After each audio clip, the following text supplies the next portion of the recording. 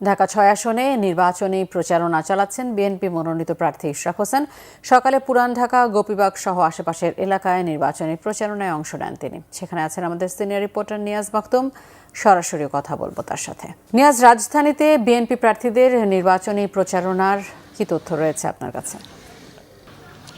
আমি এই মুহূর্তে আছি গোপীবাগের KM দেশ লেনে। এখানে সকাল 11টা থেকে ইঞ্জিনিয়ার ইশরাক হোসেন তার আজকের যে নির্বাচনী প্রচারণা সেই প্রচারণা শুরু করেন, অর্থাৎ অষ্টম গলি থেকে তিনি প্রচারণা শুরু করেন। প্রচারণার শুরুতে এখানকার ভোটাররা যারা রয়েছে তারা ফুল ছিটিয়ে তাকে বরণ করে নেন এবং বিভিন্ন এলাকা থেকে ভোটাররা তাকে স্বাগত জানান এবং তিনিও হাত নেড়ে ভোটারদের স্বাগত জানিয়েছেন, ভোটারদের সাথে কথা বলেছেন এবং যে ধানের শীষের প্রতীক সম্বলিত যে লিফলেট রয়েছে সেই লিফলেটটি বিভিন্ন দোকানে দোকানে বাসা বাড়িতে তিনি সেই লিফলেট বিতরণ করেন।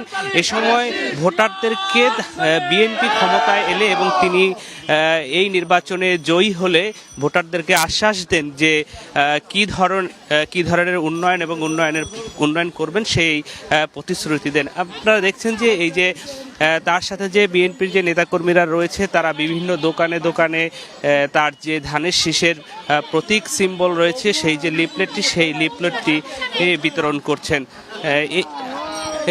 সকাল 11টা থেকে সে শুরু করে অষ্টম গলি এবং সপ্তম গলি সহ KM দাস লেন, অভয় দাস লেন সহ বেশ কয়েকটি এলাকায় তিনি তার নির্বাচনী প্রচারণা গণসংযোগ করেন।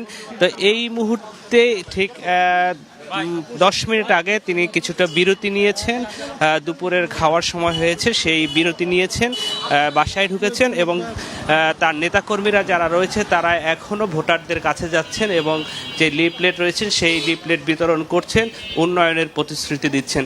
এই ছিল সবশেষ এই গোপীবাগ থেকে। ধন্যবাদ নিয়াজ মাকতুম।